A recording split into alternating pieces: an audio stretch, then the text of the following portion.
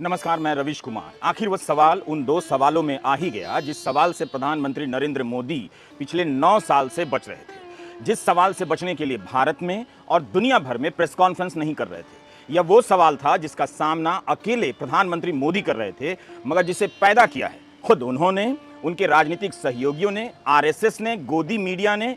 इन सभी के समर्थन से बेलगाम हो चुके धर्मगुरुओं ने, जो जंतर मंतर से लेकर हरिद्वार तक मुसलमानों के नरसंहार के नारे लगा रहे थे, जो किसी को गौ रक्षा के नाम पर घेर कर मार दे रहे थे और पुलिस कार्रवाई ना करे इसलिए महापंचायतें कर रहे थे। मोदी सरकार और बीजेपी की सरकारें इनके खिलाफ कार्रवाई नहीं कर रही थी।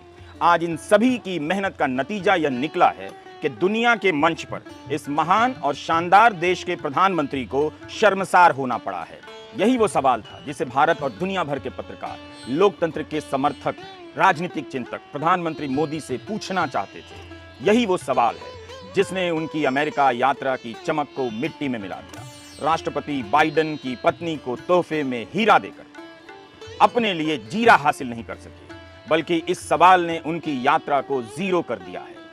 और वो सवाल था, प्रधानमंत्री, भारत लंबे समय से दुनिया के सबसे बड़े लोकतंत्र होने पर गर्व करता रहा है, लेकिन कई मानवाधिकार समूहों का कहना है कि आपकी सरकार ने धार्मिक अल्पसंख्यकों के साथ भेदभाव किया है, आलोचकों को चुप कराया गया है। आप यहाँ व्हाइट हाउस में हैं, जहाँ विश्व के कई नेताओं ने लोकतंत्र की रक्षा को लेकर अपनी प्रतिबद्धता दोहराई है। आप और आपकी सरकार मुसलमानों और अन्य अल्पसंख्यकों के हकों को बेहतर करने और आज़ाद अभिव्यक्ति की रक्षा के लिए क्या कदम उठाने जा रही है?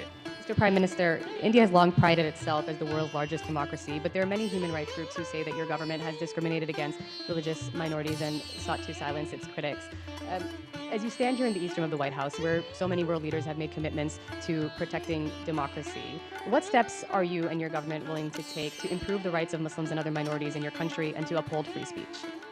गोली मारो के नारे लगाने वाले को राज्य मंत्री से कैबिनेट मंत्री बनाने वाले प्रधानमंत्री मोदी ने अपनी राजनीतिक सफलता की कीमत पर इस महान देश के लोकतंत्र को छोटा कर दिया। गोदी मीडिया का बैंड बाजा बारात निकालकर केवल वाहवाही की फिल्म दिखाने के बाद भी यह सवाल उस नायक की तरफ पर्दे पर एंट्री मार गया जिसे देखते ही गोदी मीडिया से लेकर हाउसिंग सोसाइटी के अंकिल भाग खड़े हुए। जब यह सवाल पूछा जा रहा था तब प्रधानमंत्री का हाव भाव, उनका चेहरा बता रहा था कि उन पर यह सवाल कितना भारी पड़ रहा है।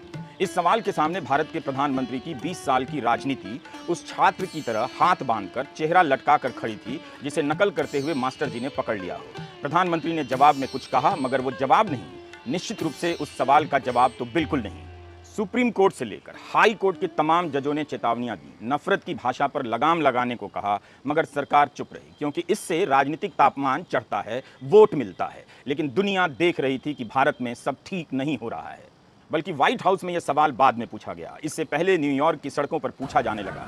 दुनिया भर में रहने वाले भारतीयों को वोट बैंक में बदलने, बांट देने और मोदी मोदी कराने की राजनीति ने बाहर रहने वाले भारतीयों को अलग कर दिया है। मोदी